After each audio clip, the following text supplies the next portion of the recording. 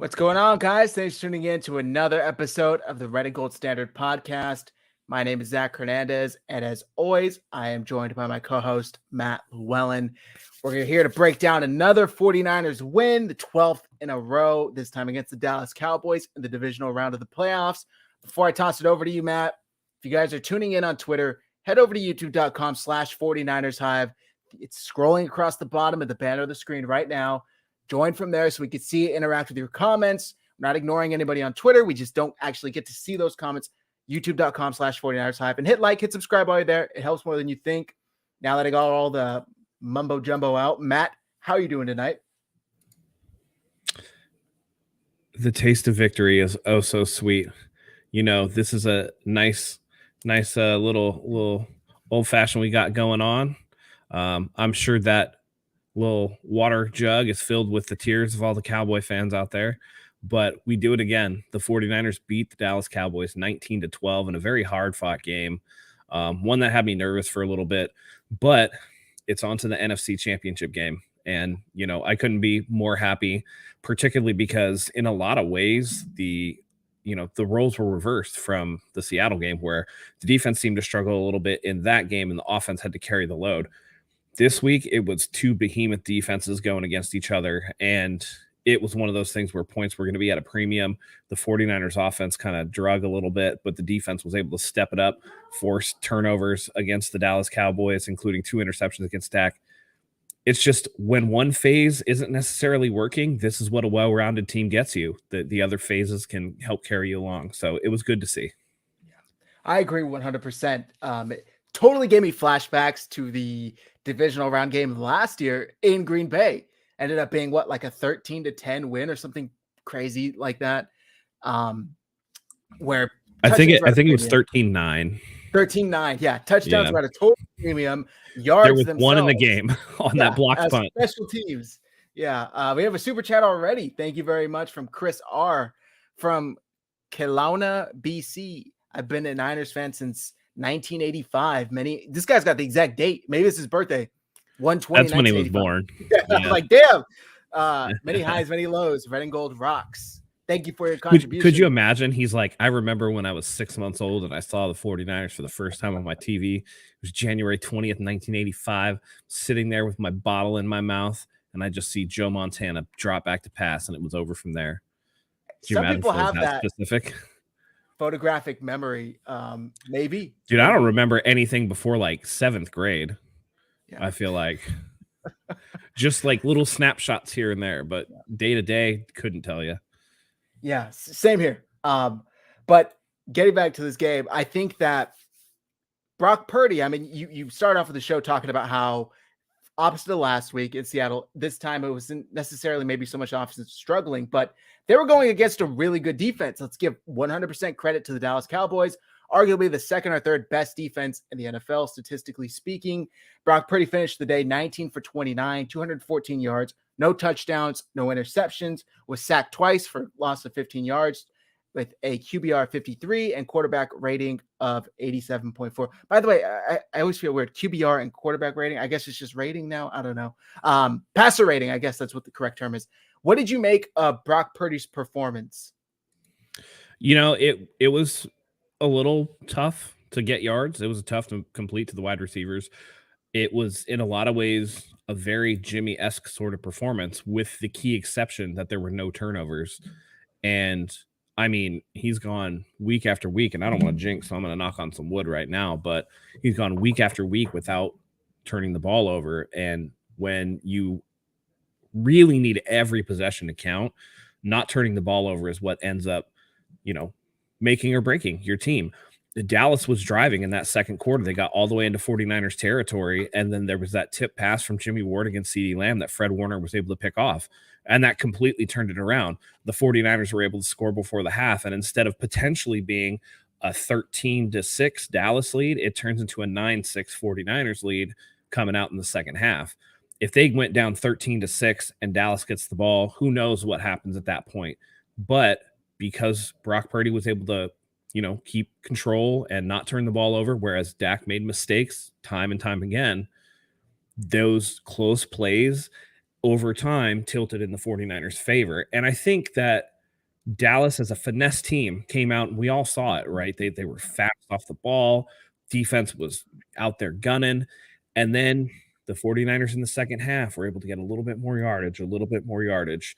The defense was able to slow them down just a little bit more. And I think it's a case of Dallas might have the better athletes, might have a better guy in this group or a better guy in that group. But on the whole, the 49ers are a more physical team and a more complete team. And I think that physicality ends up punishing finesse as you continue to go along. And I thought the Cowboys started to fade a little bit. So not turning the ball over helped facilitate that kind of physicality for the 49ers to be able to take over. Yeah. And I think that's exactly what we saw.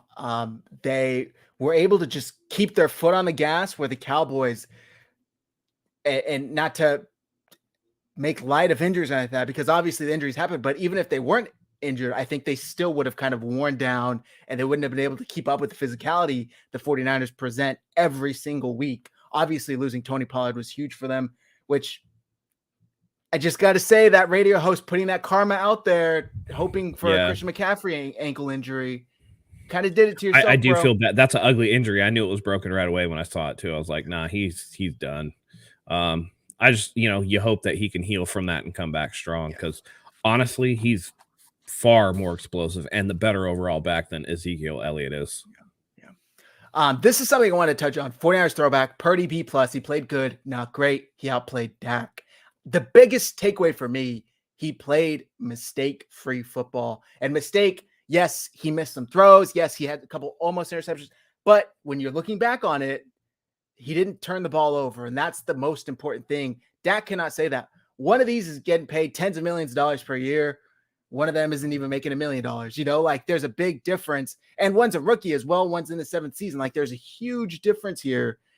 And in my opinion, Brock Purdy did outplay Dak. Dak finished, I have a stat easily here, 23 for 37, 206 yards, 1 touchdown, 2 interceptions, was sacked once, with a quarterback rating of 51.5 and a passer rating of 63.6.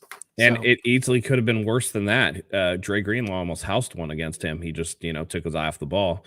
And that would have been game time right there. So, yeah, it's, Dak, I think that it's just funny, right? They mollywop a pretty poor Tampa Bay Buccaneers team, a team that's not even a winning team. And all week long, it's like, Dallas is this, Dallas is that. And then as soon as the 49ers win, instead of giving the 49ers the respect, it's, oh, Dak is, to quote Shady McCoy, Dak is ass. He's ass. So it turns into how bad Dak Prescott is, or is Mike McCarthy not calling the right plays, or it's this or it's that. I don't know what it's going to take for this team to get their flowers, but it certainly hasn't happened yet. And I don't mind. I think it puts a chip on their shoulder. I think it's they look at it and say the media's overlooking us again, because all these athletes do that, right? They all want to be in the limelight. They all want to be the talking point. And so for the national media to come out and just not acknowledge the fact that the 49ers were the better team, it's just kind of funny for me. Yeah. I want to share this because it touches exactly on what you're talking about. And I've never actually seen this from an actual team Twitter account before. After the game, the Dallas Cowboys Twitter account tweets out this article, and the tweet is, the 49ers had more weapons than the Cowboys going into the game. And with the loss of Tony Pollard, definitely had way more ammunition in the second half. I mean, that was bad enough, but did you see the one that they said about Dak Prescott? I did. I have it right here. Where's it at? Dak Prescott gave away the ball twice in a narrow loss to the 49ers, and a matchup the Cowboys had a chance to win if they didn't again generate self-inflicted wounds. I mean, hey, they're calling it like they see it, I guess, but I think that this is a little bloom coming off the rose for Dak Prescott. I think people are tired of him. Oh, who was it? Oh, I think it was Colin Cowherd. I was watching his reaction show or whatever, and he said he's Kirk Cousins with better branding. And that's exactly what he is. He's just he's not made for the big moments. The regular season's going to look really nice, but Dak had his first playoff win against a very overmatched opponent. And when he goes up against a real squad, we see what happens. So I think it's kind of funny that it's a 7th round rookie, Mr. Irrelevant, last pick in the draft that is ending up in the Final Four. So I thought I saw that tweet, right? First, I saw the one talking about how Tony Pollard, they were just overmatched once he left. And no disrespect to any SB Nation account, but I thought like, oh, this is like blogging with the boys or one of these like, lower level account blogs, fan blog basically. And then I'm like, this is the actual Dallas Cowboys account. The copium reeks. It's so strong in that tweet and excuses galore. It's sad actually, but it is what it is. You got a comment here for you. Story about Matt. I like the play where Travis Ward stepped up to break up a pass from Michael Gallup. Fourth quarter, 6 minutes left in the game. It was 3rd and long. Was that deep shot? Because it was, that was open, and Dak just missed that. He should have thrown it to the hash rather than to the sideline. Yeah. That because I'll tell you what, a better quarterback hits Gallup in stride, and that would have been 6. So I mean, it's good that Ward was able to recover, but he also got beat. So a little luck there, and that's the same thing. It very well could have been a Brock Purdy interception on that tipped pass that was intended for Ayuk that Diggs dropped. So, not a great weekend for the Diggs boys. But it's fine. It's sometimes better to be lucky than good. And when you're good and you can get luck, that's the ultimate combo.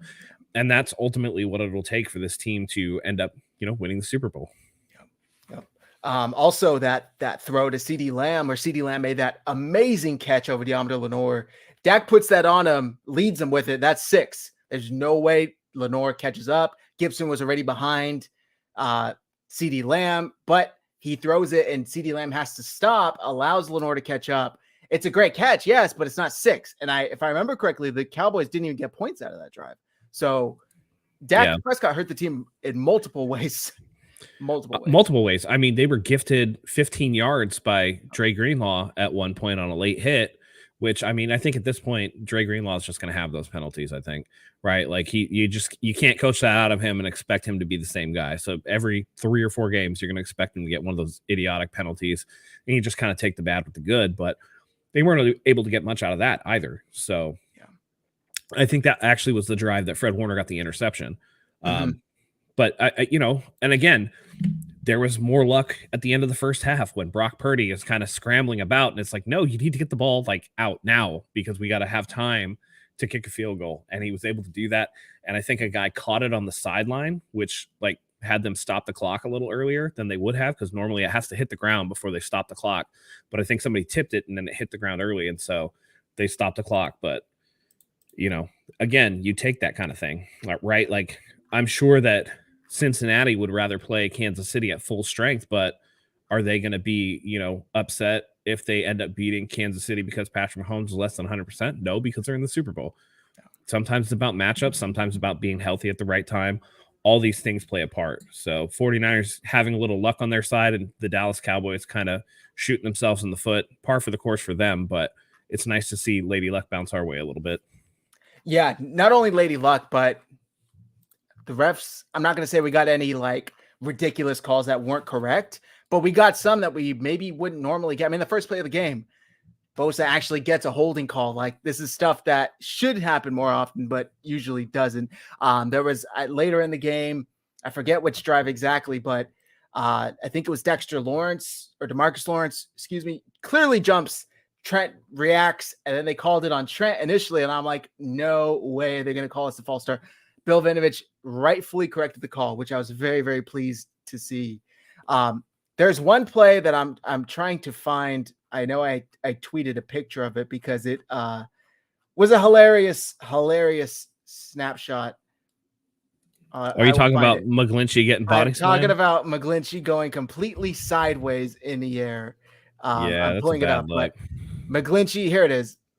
I'm going to pull this up, and I want to talk about this because this is the picture. This is the shot that everybody ran with, including myself. But I think overall he had a solid game, maybe evened out.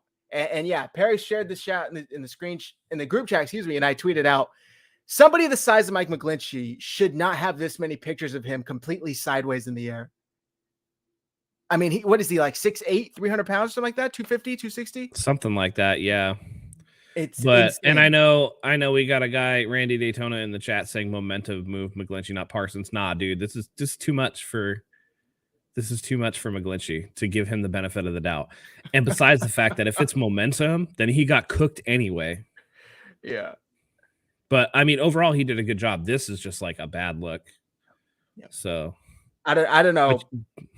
Again, too many pictures, too many examples. I tweeted out flying in the air again. McGlinchey's flying in the air again. Somebody replied, when was the first time? And I wanted to say, you could have your choice. I mean, I go back to his rookie year. I don't know. He's been 2020 was particularly bad. Yeah. 2020, I saw him get dumped on his back almost weekly. All right. So with this, I wanted to share. I can't play the video because we'll get copyright.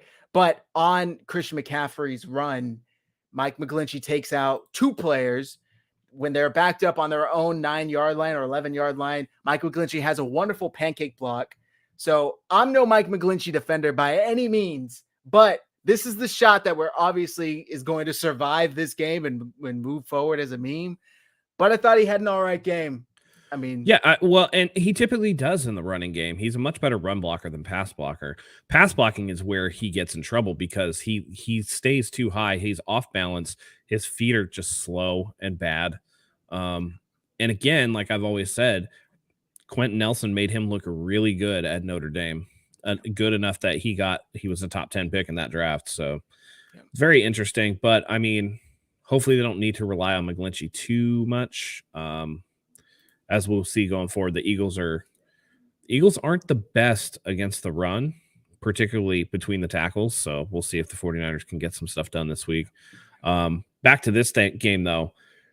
It was tough sledding for yards, man. Not only, I mean, you mentioned the late touchdown run. That was one of the few successes that the 49ers had. They only had 113 rushing yards, which, like, normally would sound like a lot for a team, but for the 49ers, not enough. Mitchell had 14 carries for 51. McCaffrey had 10 for 35. Debo ran the ball 4 times for 11 yards. I mean, this team was just, when you're only averaging 3.5 a pop, 2.8 or whatever, that's trouble, Not only that, in the passing game, George Kittle was the only one that had like a really good game, 5 catches, 95 yards. The next leading receiver was Debo with 4 for 45. This was a game that was very much positional and timely. And the 49ers just came out on top in more of those situations. I agree. And I think, to be honest with you, they got away from the running game a little too quick for my liking. I think as soon as like the first drive or the second drive, the running game wasn't there, Kyle immediately was like, okay, this is going to be a throwing game. And I think, in my opinion, he was asking a little bit too much of Brock Purdy to start the game. I wish he would have allowed the running game. If it's going to, really, really burn down in flames, then allow that to happen before completely abandoning it. Luckily, he went back to it and they had some success. But I wish I would have seen a little more. Obviously, it doesn't matter, right? There's one. It's not that big of a problem. Yeah, and they actually ended up running more than they passed the ball. So 38 rushing attempts to 29 passing, or 34 rushing attempts to 29 passing. Excuse me. Pretty balanced overall. But I just think that the offense, both offenses were kind of stalemated, and it was the Cowboys making more mistakes at worse times than the 49ers that actually led to a positive outcome for the 49ers. I was worried when Ray McLeod fumbled that punt return, which, boy, he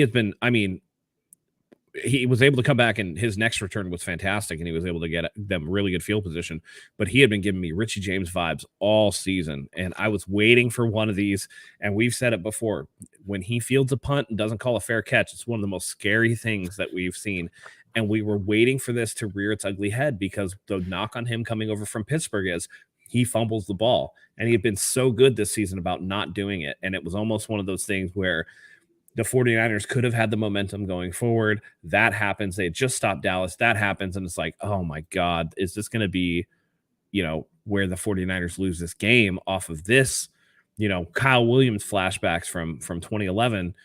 And the 49ers defense, to their credit, came back out, stopped them, held them to 3. And then the 49ers were able to go down and score, and it was lights out from there. But man, it was very worrisome there for a little bit. Yeah. And then I see on Twitter, it's 11 years to the day of Kyle Williams' fumble. Like, just yesterday. That was crazy. It is, luckily, the 49ers were able to overcome that If I remember correctly, they even held the Cowboys to 3 points off of that fumble, which is insane. Defense stepped up in amazing ways. Just going over my notes here, and I want to talk about this real quick. Brandon said earlier, last drive, and I know I'm kind of a little out of order as far as timeline of the game, but last drive, Eric Armstead has Dak Prescott dead in his sights in their own end zone. Should have been a safety. He completely lets up on him and just kind of walks by, later on, Eric Armstead was asked about it, and he basically said, I didn't want to draw the flag for roughing the passer. Do you buy that, or do you think he just whiffed on the play? Nah, he whiffed. That's what I thought. He whiffed. I think he's saying something that in theory sounds good, but it's like your head was up. First of all, can you go helmet to helmet on Dak? You're like 6'9", dude. Like, there's no way that you're even going to be able to go helmet to helmet on Dak. Closer balls to helmet. Right. He just kind of overran him, and Dak is more athletic than Eric Armstead was giving him credit for. And I think that he wanted to kind of poke the ball out. It's this new age thing that we've seen where people will try to punch the ball out. And I remember when people would get thrown backwards more times than not, right? And nowadays the running backs are getting an extra 3-4 yards because they're peanut punching at the ball. And instead of wrapping them up, that allows them to keep their legs churning, their momentum forward. I don't know. I think he just kind of missed. Yeah. To me, because listen, all you got to do is wrap your big arms around him and walk him out of the back of the end zone.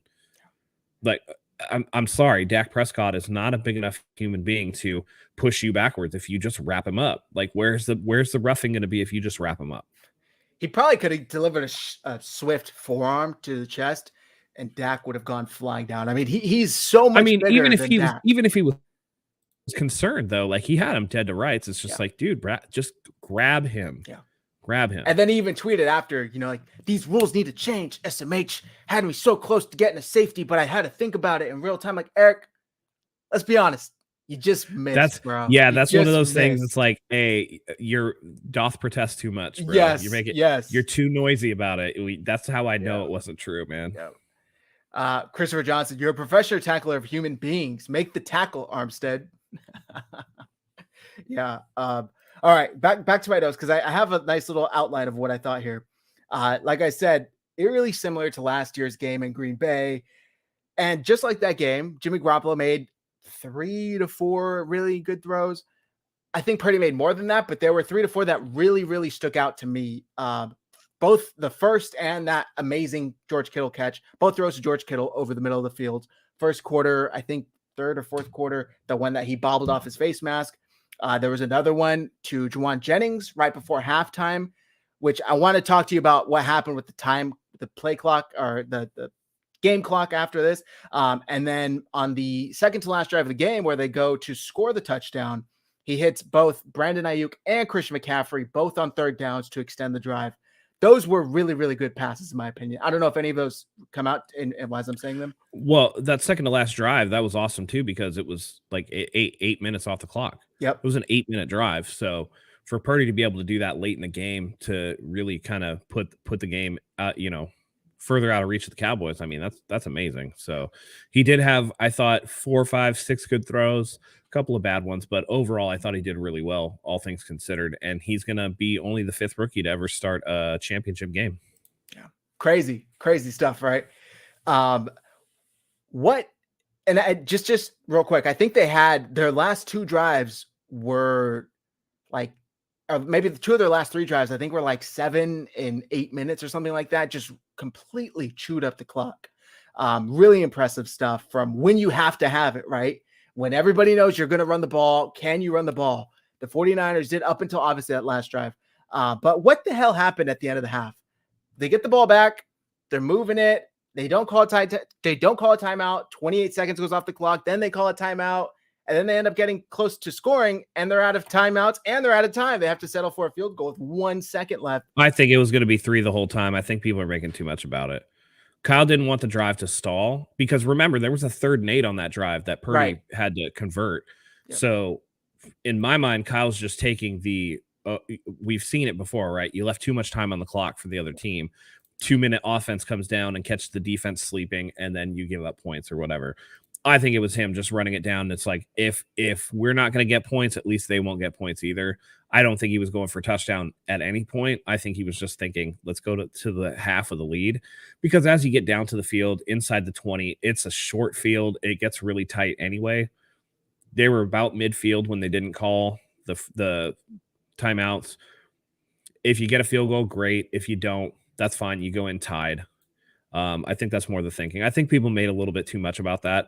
It almost backfired because Purdy almost rookied them out of 3 points. Yeah. But, it's that we've seen this time and time again from Kyle Shanahan. He's not one that's going to take unnecessary risks at the end of a half because he knows he has 24 more or 30 minutes more to play, and he doesn't want to stick his defense in a bad position if, again, with a rookie quarterback, you make a mistake, maybe turn the ball over or whatever.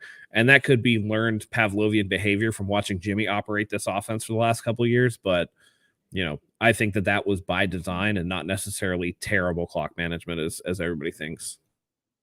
I totally understand not wanting to leave any time on the clock in case you're not able to convert. Cowboys end up getting the ball back with, under a minute and a couple timeouts. I just think it was a little uncharacteristic of what we've seen in the past couple of weeks. And look, it's the playoffs. Totally understand. Everything changes. Everything's more magnified. The mistakes become much larger. But I think maybe I grew used to him being a little more aggressive with Brock Purdy towards the second half of the season, that I was taken by surprise. I thought they were going to have their foot on the gas. And even Greg Olson was calling the game. He was like, wow, I'm really surprised at how conservative Kyle Shanahan's being right here. I thought I would have seen him. And I actually think once Brock Purdy did hit Jawan Jennings on that deep pass across the middle on the left side of the field, then Kyle was like, damn, I wish I would have pressed it a little more. But like you said, they got 3 points. Brock Purdy didn't have the rookie mistake, even though he almost did, threw it to the far side of the field. 1 second on the clock, they're able to get that field goal unit out. So I was impressed by that. Well, but also remember on that drive too, that was the same drive that they were, moving the ball, and there was that miscommunication with Deebo Samuel where he had no idea that was going to be a screen towards him. So again, I think it's a thing where Kyle is like, let's just get out of here with whatever we can, because between that play and then Purdy almost having time go out, you definitely saw 2 mistakes on that drive that could have been costly that weren't. And again, 3 is better than 0. So they were able to get out of there with the lead and didn't look back from that point. Yeah. Also, I forget who said it in here earlier, but McCarthy, just the mistakes caught up with them. And that was one of my points watching the game as well. McCarthy coached teams just seem to be sloppy. Teams usually kind of identify with their coach's identity. Kyle Shanahan, this team has that tough, physical pound and ground game. That's their identity. You're going to get beat up when you play the 49ers. What's the record this year of teams after they played the 49ers? But Mike McCarthy is just like sloppy. And we saw that yesterday with the Cowboys. Interceptions. They mismanaged the clock going down to right before the 2-minute warning. When they knew they were going to have to punt, they let that clock go all the way till about 2 minutes and 10 seconds. Then they punt, and the 49ers throw the ball, and then they end up, like they could have saved a lot more time on the plus exactly. side of the 2-minute warning. And so, and people are focused on Kyle's clock management, but that, in my opinion, was far more egregious. Yeah. I mean, Kyle was running up against the half, and they're at least tied. If he doesn't get the lead, they don't get the lead, right? Dallas getting the ball either way. But you don't want to make a mistake that gives Dallas enough time to, say they just get in position for a Robbie Gould field goal and he misses, and now they have the ball at the 40, and with 25 seconds and 3 timeouts, they can get into field goal range and swing it. And that's a 6-point swing that you can't necessarily afford with them getting the ball. This is Dallas. You're running out of time and you're down 7, and you got to figure something out. And not only did I think it was a little bit of a coward punt, but at the same time, you're also running your team up against the 2-minute warning when you didn't have to. You could have saved, as soon as you got in formation, snap the ball, punt it away. You save yourself 30 seconds or so. I'll just put it to you this way. If Jerry Jones on the low doesn't call up his old buddy Sean Payton and at least ask him if he'd be interested, I would be surprised. This is not something, again, Jerry Jones came out and said that he was absolutely sick after that Cowboys loss. So there's definitely a possibility. And I know that it's not, the Cowboys don't necessarily go through coaches super fast, but at the same time, Sean Payton's available and we know Jerry Jones has an affinity for him. So I would be surprised if Mike McCarthy lasts another 2 years. It seems like every single Cowboys fan is just sick of the team. They're like, I'm done lying to myself. Dak's not it. McCarthy's not it. We're not a great team. Yeah. So also I wanted to talk about this. It's nothing more than some social media headline for fun, but I did think it was fun. Also, shout out to Deebo Samuel because this was one hell of an outfit. I'm glad the graphics covering up the little man bag because I wasn't a fan of that. But Deebo Samuel posts this graphic slideshow on Instagram, and it includes Micah Parsons saying that, I wanted the 49ers. I wanted this matchup. Just like Dak. Dak said it too. There were fans chanting for it. And Deebo posted that, saying, don't poke the bear. And Micah goes, what'd you do today, fam? Congrats on the win, but don't put me in this weak-ass slide. Deebo replied, what did you do is the question. Yeah, I just thought it was funny, Deebo won. He didn't do anything either. Yeah. Yeah. So one got the win, one didn't. It is what it is. It seemed like the Cowboys were doing all the talking before this game. So I just think it's a little funny that. Oh, for sure. That's what happened. Sure. Hold on. I want to throw this one up. Yep. Yaffy says, is it me or Bosa needs to implement more of a variety of pass rush moves? It's just you, bro. Watch all 22. That dude does everything under the sun and has probably the best hands in the NFL. So we can get into this because this is actually my next topic. This is the first time in his career he's gone back-to-back games, without a sack. And I think he almost had one, but it was like half a sack and it was at the line of scrimmage. So apparently they didn't count it. Is there anything to be concerned about going into the next week versus the Eagles? So he hasn't had a sack in the last 2 weeks. I'm going to quote the great Jocko Willink and say good, because that's going to mean he's due and he's going to be hungry. So no concern. This stuff happens, man. Like, I think that it's such a position of, and I hate to use this terminology, but it's such a position of privilege for 49ers fans to expect Nick Bosa to get a sack each and every week. That's not the norm. For as good as Micah Parsons is, he only had 13.5 sacks this year, which is less than one per game. Bosa had 18.5, which is a sack and change per game. I mean, the level of dominance that he's displayed is kind of spoiled us. So I don't think it's anything to be concerned about. He's constantly facing double teams. He's constantly getting chipped by running backs and tight ends coming out of the backfield. He's constantly getting held. Again, you expect Nick Bosa to do something every week, but he's making plays in other ways, whether it's directing the line into the quarterback and disrupting the pocket, or making plays in the run game, which he did a few times this week. No, I don't think it's anything to be concerned about at all. Yeah. I think just because he's not showing up on the stat sheet doesn't mean he's not having an impact on the game. And Nick Bosa, I believe Grant Cohn asked him about that. And Nick Bosa said that the stats don't tell the whole story. I think I had my way with the tackle, Tyler Smith, all night. I think I won every matchup I had with him, almost every matchup I had with him. I think that I had a large impact on this game. So he's still confident as ever, and I would agree with him. I think that he's the one player that opposing offensive coordinators are focused on stopping. So forgive him if he doesn't appear as dominant every week as he should, especially now that we're playing the best of the best. Like, it only makes sense that his numbers aren't going to be as amazing. McCarthy isn't getting fired. Jerry Jones said his job's at risk right now. But then you go on to say that Dan Quinn is probably gone. If he gets another job, yeah, but if he doesn't, then he should definitely be back as the Cowboys defensive coordinator. Their defense played fantastically, I thought. I would assume they mean as a head coach. He's going to leave as a head coach. That's what I would think, right? That's the only thing that I can think of, because I mean, there's no way that his job should be in jeopardy at all. Yeah. Ian Sharp, Cowboys offensive coordinator. What's his name? Former coach, former quarterback. I don't think it's Kellen Moore anymore. Didn't they already fire him? No, it's still him. Oh, then he needs to get fired. Yeah. That last play, I mean, we'll talk about it, but that was hilarious. What are they going to do, though? Dak doesn't have the arm. It just looked funny because it was Ezekiel Elliott, but like, Dak wasn't going to make that to the end zone, not from the 40-yard line. There's no way. No.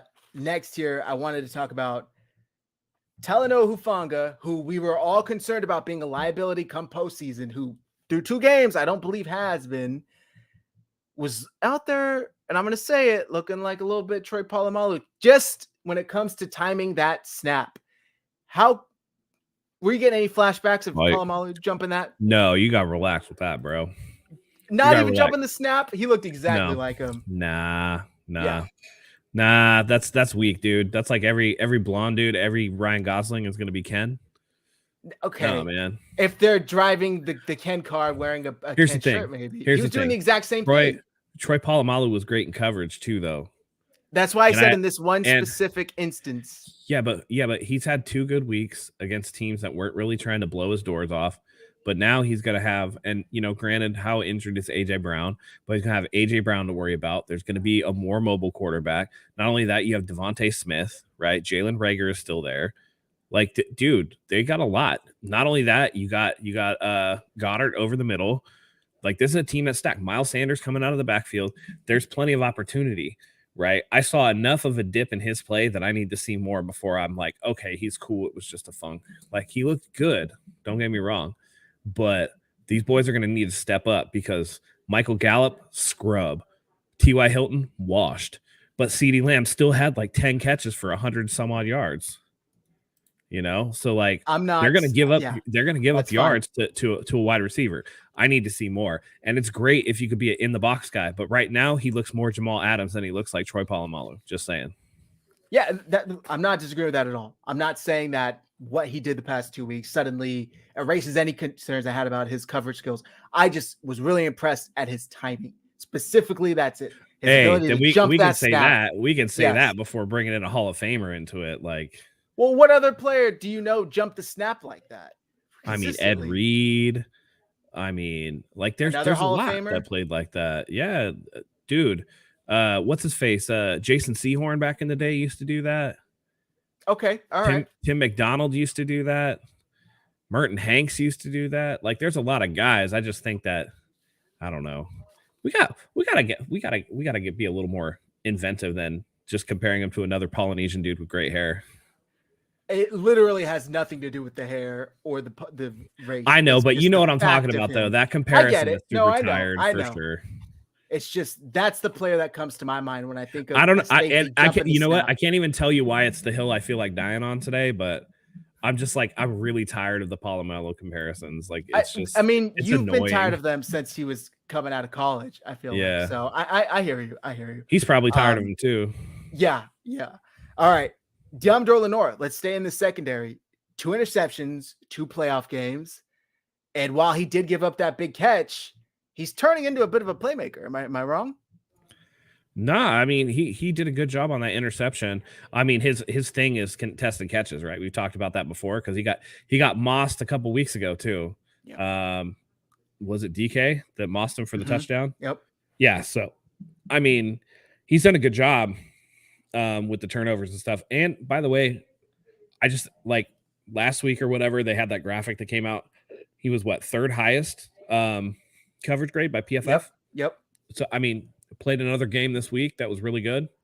So looks like Mooney Ward's been going through a little bit of a rough stretch. There's a couple plays where they gave up like a first down. It was like a 3rd and long. And like Mooney Ward was playing super soft zone and just getting beat on the comeback route. And then he got cooked on that double move. It's just been a rough couple of weeks. And I get it. They're asking him to play like the superstars of the other team. And it's hard. I mean, cornerback is the hardest position to play in football when you're out there on an island by yourself. So I'm not saying that like he's trash or anything like that. Just like I'm not saying that Hufanga is trash or like the best of the best. Like it ebbs and flows week to week. And it's nice to see that if, Mooney Ward is having a tough time, that Hufanga can play a little better and kind of bounce that up. And, Lenoir can do the same thing. I mean, Gibson has been a little bit absent, which is good and bad, right? You don't want to see your name called in the stat sheet too much, but other than a tackle or two, I haven't seen too much out of him. So it's good that they're rotating games as a unit. Like one guy's going to stand out this week, the next guy's going to stand out the next week. It's a good, it's a good sign for the team overall, I think.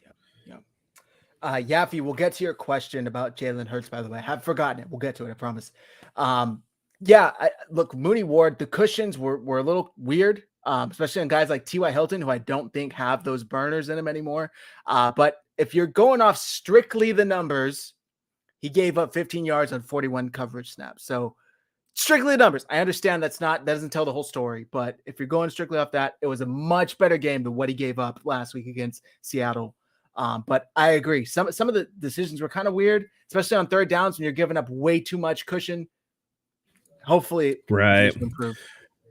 It's not Mooney calls D'Amico, though. No, yeah, to a certain extent, he's going to have his zone assignment, but how tight or loose he plays that zone is going to be more dependent on him, right? Like the difference between 7 and 9 yards doesn't seem that much in terms of cushion, but that 2 yards makes a huge bit of difference if you're trying to play catch up on, on a stop route or like a sideline route when you're looking at the back shoulder versus the, getting beat over the top. And I think that because he got beat over the top by DK last week, it might have been in his head to, hey, I'll give up stuff in front of me, but I want to try not to give up stuff behind me. And when you look at the fact that he played so soft on that play and then got beat deep later in the game, I think he's just he's thinking a little too much. Yeah. And so rather than relying on what got him to the dance, and that's his athletic ability and his ability to play pretty much with anybody. So that's just my opinion. I look for him to try to come back and really make a difference this week, but it's going to be another tough assignment. So those Eagles wide receivers they're burners for sure. Does he have 2 or 3,000-yard receivers? I think 2, right? Devontae and AJ, and then 1,000-yard rusher and Miles Sanders. Great trio. I wanted to talk to you about. Let's do this one first. Is Levi's Stadium finally providing a home field advantage for the 49ers? I thought so. The crowd sounded great. It was amazing. It was super loud, and it's hard in that stadium just the way that it's designed. Air just seems to like fall out of that place. So it was nice to see, and it's just a bummer that it's like the minute that it really seems like home field, they're leaving to go to Philadelphia. Yeah. So I have no doubt that 49ers fans will show out. Shout outs to our boy Mike from Nothing But Niners. He lives in Pennsylvania, and I think he was saying that he is getting ready to potentially go to that game. So hopefully they get out there and they can, make our boys feel loved out there in Philadelphia. It's just amazing what the 49ers fans have been able to do to Levi's Stadium, because how many years was everybody like, this place is cursed, the 49ers will never get home field advantage, it'll never be a hostile territory for enemies to come into, and that's exactly what it appears to be. And I'm only watching from my TV, but even I went to the championship game in 2019 thanks to Mike, Nothing But Niners, and Nick Clark, but that was like as loud as I can envision a stadium being, not even an enclosed stadium, a stadium in general. So the fact that it's this way now, I'm actually really proud of this fan base and what they've been able to turn Levi's Stadium into and actually give that home field advantage. All right, now that I got that out of the way, I just want to show this video because I think this just exemplifies the difference between the 49ers kicker and the Cowboys kicker when it came to the game yesterday.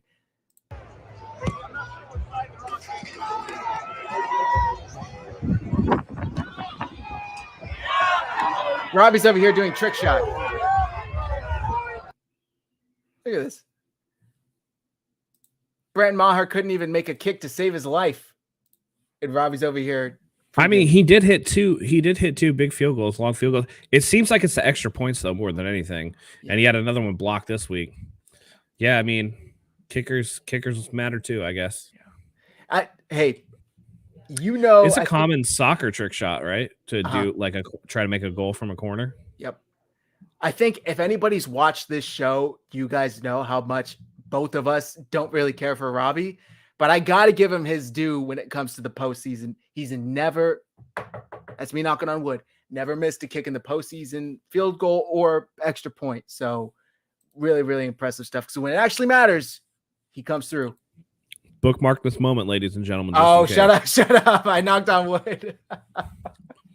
Well, it's not during the game too. I feel like that's a prerequisite for announcer jinx. Yes, exactly. All right. Just a couple of notes here before we wrap up. The 49ers, obviously, we all know this, but it's just cool to say, appearing in their third NFC championship game in 4 years. Amazing. Again, can we just give Kyle Shanahan the Coach of the Year trophy? He deserves it. I thought it was hilarious in the post-game show. Sorry to cut you off, but they go, yeah, Kyle Shanahan, he's not going to get any votes, but he deserves to. I'm like, why is this just a foregone conclusion that Kyle Shanahan isn't going to get any votes? The Fox postgame show said that. I thought that was really strange. Yeah, very, very strange. I mean, again, we saw what happened to Philadelphia when they had to roll with Gardner Minshew. It didn't look pretty. And now Kyle Shanahan's on his third quarterback, including Mr. Irrelevant, the rookie, and they're right up there with the guy that you apparently want to give Coach of the Year to. I don't think so, man. There's no way. There's no way that they should be able to do that. And people are like, oh, well, the 49ers were good last year. And it's like, well, the Eagles were pretty good last year too. Yeah. They're both playoff teams. I mean, I don't know what more you expect, but I think that Kyle has done more with less and more with more than Sirianni. I mean, again, the proof is in the pudding, right? Third NFC Championship game in the last 4 years. Hopefully the second Super Bowl appearance in the last 4 years, and really hopefully number 6 inside of the trophy case for the 49ers. So if that man isn't Coach of the Year, it's rigged, man. Yeah. Also, just a couple more notes. With another postseason win, one more, the 49ers will tie the New England Patriots for most ever by a franchise. I believe with 37. I believe the 49ers currently have 36 postseason wins. Patriots have the all-time record with 37. If you think of what they were able to do over the past 2 decades, prior to Tom Brady leaving, it's insane that the 49ers will be right there behind him. Just crazy shit. Crazy shit. Absolutely. It's good to see that the 49ers have kind of rounded back into the franchise that we all remember from their glory days. And I mean, the 2000s were rough for a lot of us. So it's good to see them back. And again, riding through some of the hard times with a lot of the injuries and the lack of talent that he had when he first showed up. Now the last kind of question is out of the way, right? Can he win without Jimmy Garoppolo? Well, he's winning without Jimmy Garoppolo. Yep. So again, Coach of the Year for that guy. Yep. Did Mitchell not staying in bounds on that last big run bother you much? I did a little bit. I mean, you like to see the guys be more situationally aware. And I thought that it could have played into giving Dallas more time. I mean, again, Dallas did end up getting the ball back. So yeah, in that regard, it definitely matters. I'm sure he got talked to over there. I agree. I understand. He's got one thing on his mind, and that's probably touchdown. And I think maybe the sideline came up on him a little quicker than expected. Before you know it, 1 foot's out of bounds. It was a hell of a run either way. I would have liked to have seen him just fall inbounds, let that clock keep running, but it is what it is. Also, I just want to say, I really appreciated and enjoyed Greg Olsen calling this game. I think he's quickly turning into one of the better play commentators out there. When he first joined Fox, he kind of became a meme because of how bad he was, but I think he's improved a lot quickly. I don't know if you care to share anything about that, but I just wanted to note that. Was it Olsen? I always thought it was dude from the Cowboys. You're right. It was Witten. Yeah, it was Jason Witten. And he was so bad, he actually was like, oh, maybe I should unretire and play football for one more year. You're right. It was the other side. I think Greg Olsen's always been pretty decent. But yeah. Yeah, he did a great job. It was nice that he's more objective than what we usually get. That just we all saw what happened during the Kansas City Jacksonville Jaguars game with Chris Collinsworth. We saw how, and I guess understandably so, how against the 49ers that Daryl Johnston is, considering that he used to be on the Dallas Cowboys. That typically kind of spews over with Aikman and Buck because Aikman doesn't like the 49ers either. They all have, all of these old pro athletes have their favorites or whatever.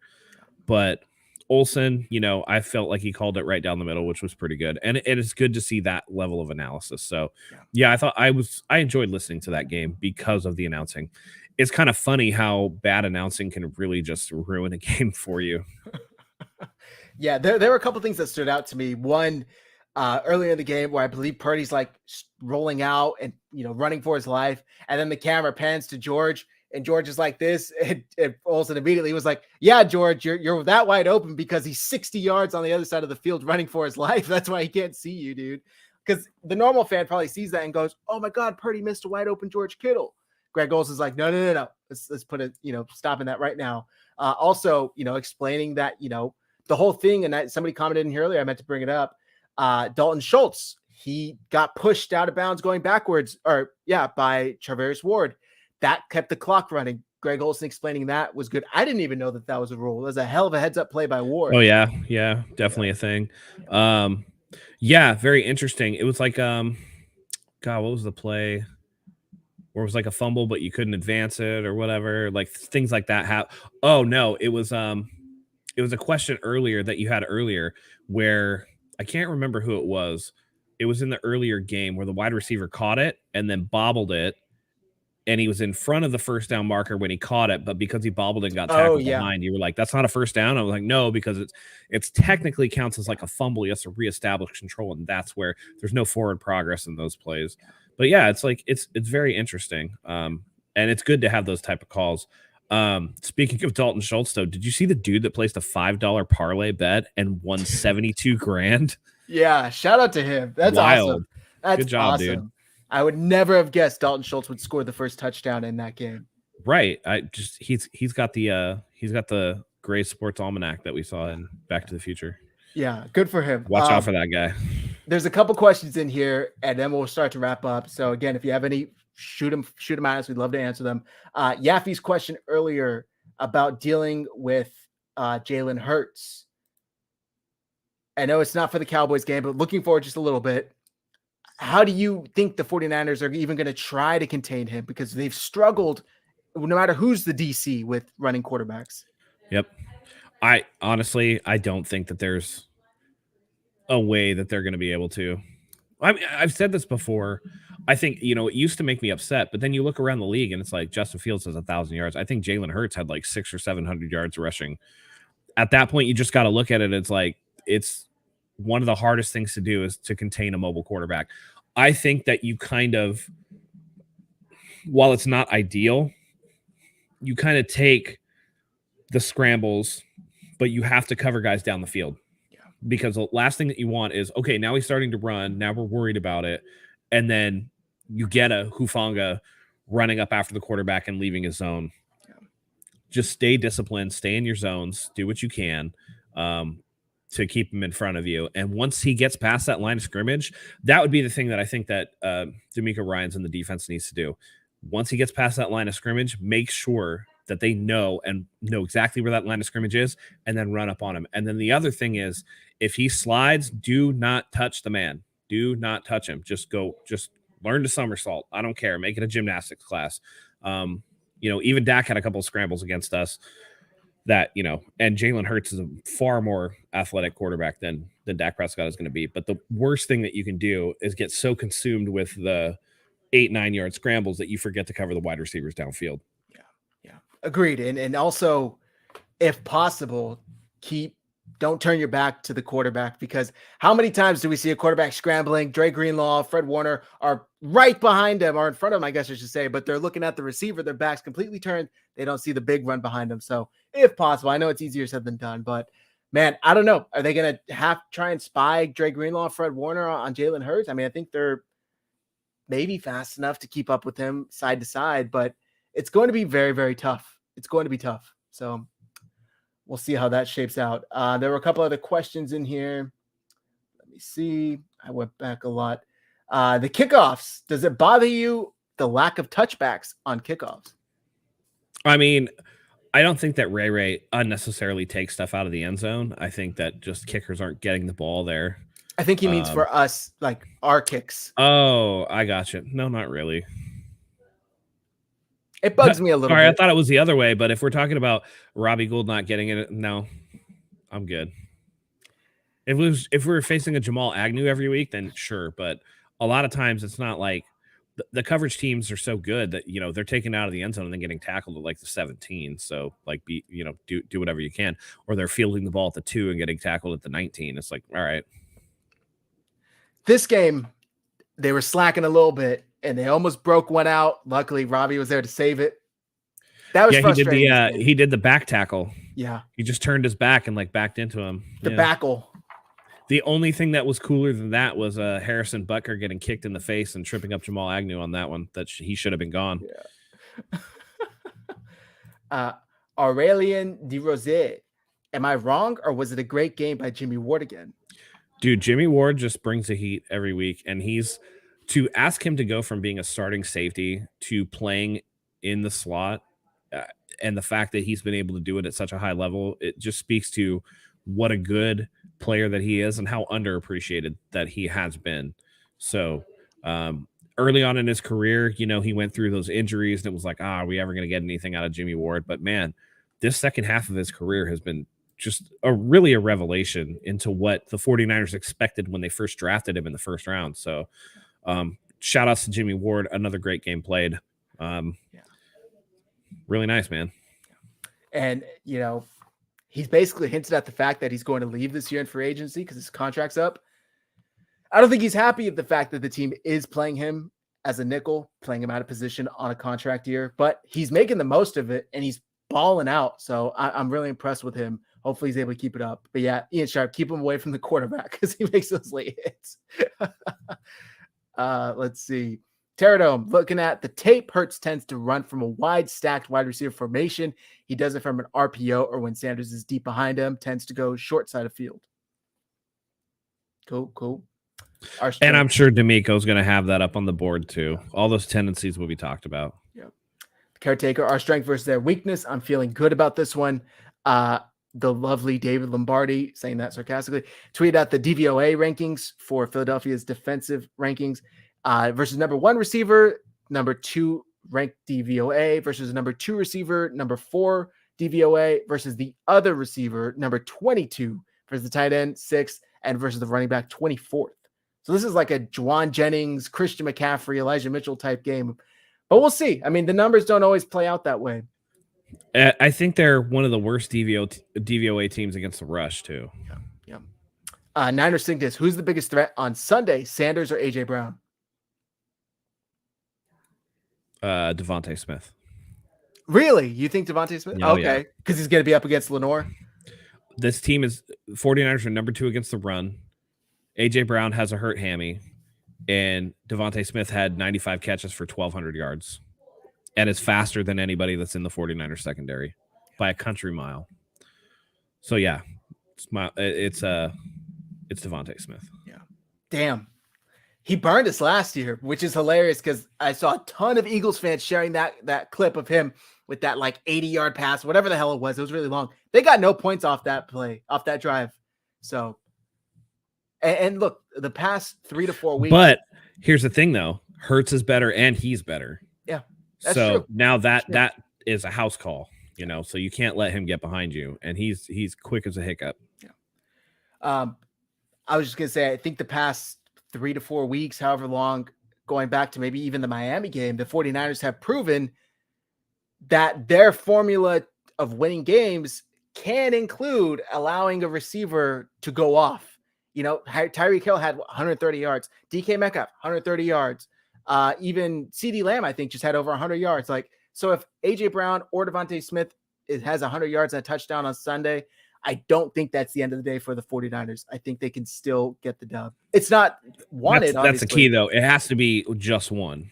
Yeah, good point. Even the Cowboys, CeeDee Lamb had 10 catches for 117 yards, and the next guy was Dalton Schultz with 5 catches for 27. Yeah. So you can have one, but if you give up more than one, and I think, we talk about the Dolphins-Tyreek game, Jalen Waddle got open a bunch, and it was just uncharacteristic throws from Tua, and then I think he had a couple of drops, too. Yep. Otherwise, it would have been an entirely different game. So keep in mind that if you're going to give up something to somebody or you're going to focus on taking somebody out and giving up to everybody else, make sure that the guy that you're trying to take out of the game is out of the game, because if more than one guy definitely, gets open or goes off, it's going to be a long day for the 49ers for sure. Yeah. Good point. Anthony says, not sure if you guys talked about it, but Sirianni said A.J. Brown was upset about, quote, something with his body. It was very vague on the topic. It's clearly a hammy, right? It's either a hamstring or a knee. It was on that deep pass late in the game. It looked like he either came up lame or he hit the ground at some point. I don't know if he hit his knee on something, but who knows how that's going to end up playing out. I do know that A.J. Brown has had a history of lower body injuries, so that could work out in the 49ers' favor if he's not 100%.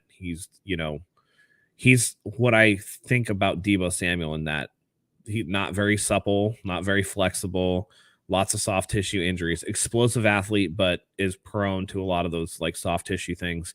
So if he's not 100% and it's going to be cold in Philadelphia, then that could end up playing a factor. And so, that could work out in the 49ers' favor.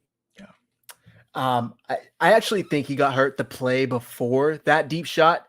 I was watching it on the giant TV at the restaurant I was at, and he actually grabbed his lower leg. I couldn't tell if it was his knee or his calf or his hamstring, but like I think it was either the play or 2 plays before that they took a deep, not as deep shot to him, and then he got up, didn't stay on the ground as long, and then the next time they do it, the one you're talking about, he stayed down even longer. So I think he maybe re-aggravated it or aggravated it further, but either way, he's dealing with something. Teradon, Bosa, and Amenahue or Ebicom have to crash to the deepest player, quarterback on zone reads. Let Warner and the boys up top handle the running back. Yep. All right. Get a couple comments in here, then we'll wrap things up. Niners Sickness Podcast. I get we need depth on the DT position, but why has Drake Jackson been a healthy scratch? He's not as valuable against the run. Unfortunately. He's like a rotational pass rusher at this point. Now, next year, he could be a 3-down end, but like at this point right now, he's essentially a pass rusher, and the 49ers feel better about trying to stop the run and, in that instance and using. So if the 49ers aren't going to blitz anybody, then Drake Jackson becomes less effective overall. So the 49ers just aren't using him in that way. All right. Antonio just Blaze. You have to have someone assigned to hit Hurts every time he runs the read option, no matter what he does. Yeah. Ian Sharp, think Ward would prefer to stay at the 49ers. I don't know. It seemed like there was a little bit of animosity there when he talked about it this offseason. Granted, a lot has changed since then. It's now January. That was like August. Winning is a salve to many wounds, my friend. Thanks for tuning in as always. Niners Sickness, with how aggressive the Eagles are in the pass rush, I think throwing screens at them will help us move the ball. Your thoughts? As long as the pass. Yeah, I mean, I agree with that. You can do that. We need to make sure that Debo, if he's going to catch a screen, knows that it's coming to him, so that he doesn't run forward and go like, "Oh crap, that's to me." Yeah. So there was that one play, and then he looks back at the sign and he's like, "What is going on? I don't know." So you want to make sure they're on the same page. But I think the 49ers tried to do that a little bit against the Dallas Cowboys, and it didn't work out for them there. Hopefully, it can work out against the Eagles. But the Eagles' corners on the edge are pretty good. I think where they're soft is over the middle, and we've seen that. Linebackers can be beat in zone coverage. Safeties are average, but those corners outside are pretty elite. So you can close to the line of scrimmage, but if it's not effective, you got to go to what is going to be more effective. So I think running the ball, essentially the Jimmy Garoppolo game plan, right? Running the ball and throwing between the numbers is going to be the bread and butter for the 49ers, and I think that they're going to know that. So hopefully the weather holds up and it's good enough that, footing and things like that aren't an issue so that the 49ers can play their game. Caretaker, I subbed and liked. Did y'all? Thank you very much for the subscription. Everybody hit like, hit subscribe. We appreciate it. We are slowly reaching our goal of world domination, one subscriber at a time. Chris R, Sunday weather forecast for Philly is cloudy, 48 degrees. Perfect. Yeah. Again, like I said, when the 49ers are going to play in the rain, it's forever until then. So yeah, we don't know. I hope that it's going to be like that though. Yeah. Cowboys did a good job on CNC for most of the game. He's dealing with the calf strain, apparently. I don't know day to day. Also, Charles Amenahue, these are the only 2 players that came out of the game with an injury report. Had an oblique injury. He's also day to day. He returned to the game, so we'll see what happens. Christian McCaffrey ain't missing this game. He's going to get treatment throughout the week. They used him a little more sparingly in the second half. I think it was more Elijah Mitchell, but let's keep in mind that even after we saw McCaffrey with that calf injury, it was him that scored the touchdown. So that's right. Yaffe, can we see up-tempo, no-huddle offense? I don't know. I think this, from the 49ers, I think they prefer to slow things down, go on their terms, go on their time, chew the clock, but perhaps if the occasion calls for it. Is the Eagles field turf or grass? I think it's grass, right? Do you know? I think it's turf, to be honest. I'm trying to find out. Oh, no, it is grass. You're right. Okay. It's grass. Sweet. Yeah, it's grass. Good for us. All right. There's no more comments, no more questions. Is there any final points you wanted to get out before we wrap up? Yeah, you want to see these gritty games. You want to see these hard-fought games. National media has been ripping on the 49ers about how they have like the softest schedule and this and that. I read somewhere that the 49ers had the number 32 strength of schedule at this point in the season. The Eagles are only number 31. We just answered a big test against the Dallas Cowboys. Philadelphia has had a pretty easy road. The Giants didn't even show up to play this week. So hopefully we can go in with a chip on our shoulder and Philadelphia comes in a little too full of themselves. Either way, I think that this is going to be the toughest test of the weekend. By nature of the injury to Patrick Mahomes, I think that the Cincinnati Bengals have a huge advantage going into the weekend. And I don't care if Patrick Mahomes is going to play or not. That high ankle sprain, that eversion of his foot looked really bad. And he's lucky that his leg didn't break. But, I mean, we saw even when he came back, he was super hobbled. So 49ers Eagles looks like it's going to be the hard hitter. And I believe it's the first game of the weekend, too. So we won't have to wait long on game day. Pretty sure that they're the morning game that day. So win the turnover battle again. Like I said, in our keys of victory against the Dallas Cowboys, you win the turnover battle, you can win the game. Let's make Jalen Hurts look like he's back at Alabama. That's right. Also, I know the stat you're talking about because I just pulled it up. I forgot to pull it up for the show, but actually you had it the other way around. The Niners are the 31st, Eagles are the 32nd when it comes to schedule. So even better for us. Even better for us. So if they want to say we haven't played anybody, even more so the Eagles haven't played anybody. So we'll see how it plays up. We will bring you guys a Eagles preview show later in the week. This show is strictly recapping the Cowboys 19-12 win in the divisional round and a little sneak peek at the championship game preview. With that all said, though, thank you everybody for tuning in. We appreciate you spending your Monday evening with us. Hit like, hit subscribe if you haven't. It really does help. Matt, you want to carry us out? Absolutely. Another great win for the 49ers. That's 12 in a row. Let's make it lucky number 13 this week at Lincoln Financial Field. I'm super excited. I mean, third championship game in 4 years, one win away from I think it was somebody on the team. I think it was Fred Warner said that the 49ers are one win away from the privilege of getting to try and win a Super Bowl. So I like that attitude. I like that mindset. That being said, thank you as always for joining us, guys. We love having you here. And until next time, go Niners.